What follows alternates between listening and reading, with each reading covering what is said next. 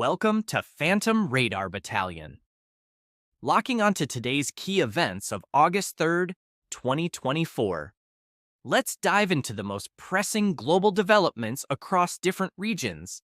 Tensions continue to escalate in Syria. A car was reportedly targeted by a drone on the Damascus-Beirut road. In another incident, an explosion occurred in front of the Ministry of Education in Metzeh, Damascus, causing widespread panic. Israeli air raids have targeted the outskirts of the town of Hush al-Sayyid Ali in the Bekaa Valley, east of the country. Furthermore, the Daba military airport in the Homs countryside was bombed by Israeli forces, intensifying the conflict. Iranian Revolutionary Guard threatens Israel, promising severe retaliation at the appropriate time, place, and manner. They accused Israel of planning and carrying out the assassination of Hamas leader Ismail Haniyeh with U.S. support. A U.S. official has expressed expectations of an Iranian attack on Israel before the end of the week. In response to the security breach that led to Haniyeh's assassination, Iran has arrested over 24 senior intelligence and military officials. The Iranian army commander has warned that if the United States intervenes, all U.S. military bases and interests in the region will be targeted. Reports from Iraq indicate that preparations for a widening war are underway. An increase in U.S. military aviation traffic has been noted throughout the Middle East, alongside at least one Russian cargo flight directly into Tehran. Jordanian and Egyptian leaders have voiced passive support for Israel, pledging to shoot down any Iranian or Houthi munitions that breach their airspace. Unrest in Venezuela continues to escalate, with casualties mounting from recent demonstrations. Sources claim the death toll has risen to 11, though verification is challenging. Opposition to President Maduro remains high, with ongoing protests in several cities. Despite the government's efforts to quell dissent, public anger persists, leading to a volatile and unpredictable situation. Venezuela's economy is in dire straits, exacerbated by international sanctions and government mismanagement. Inflation is rampant, and basic necessities are scarce.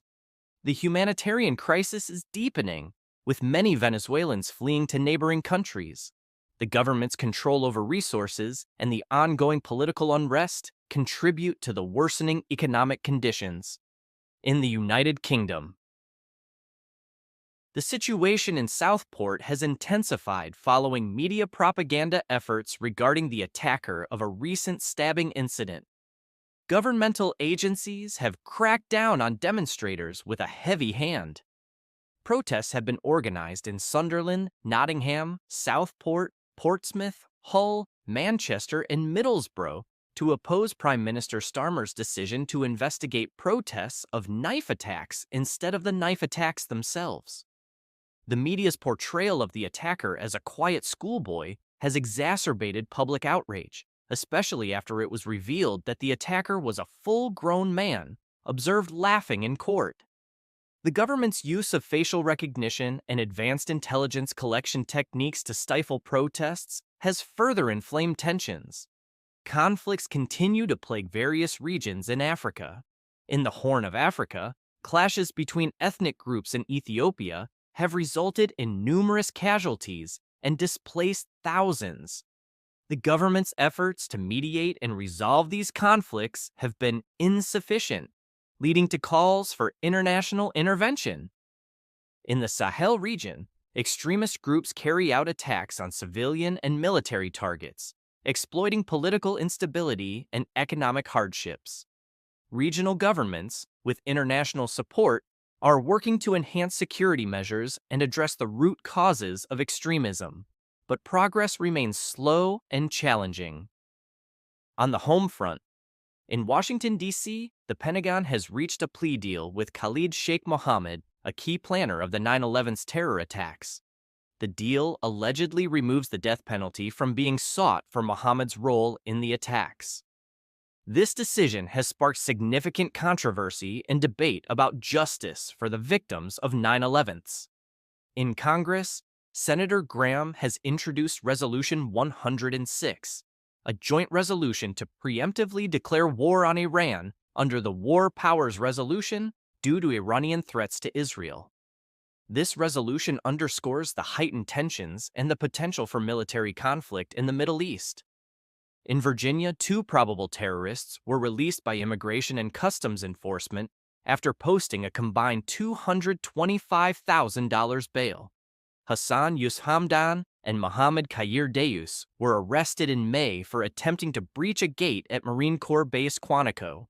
Both men are Jordanian nationals who entered the U.S. illegally.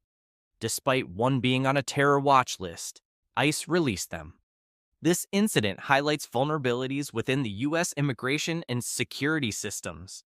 The recent events in the United States reflect significant vulnerabilities and shifting societal norms. The Quantico incident, involving an unmarked box truck and gate breach attempts, was likely an intelligence operation or a dry run for a future attack.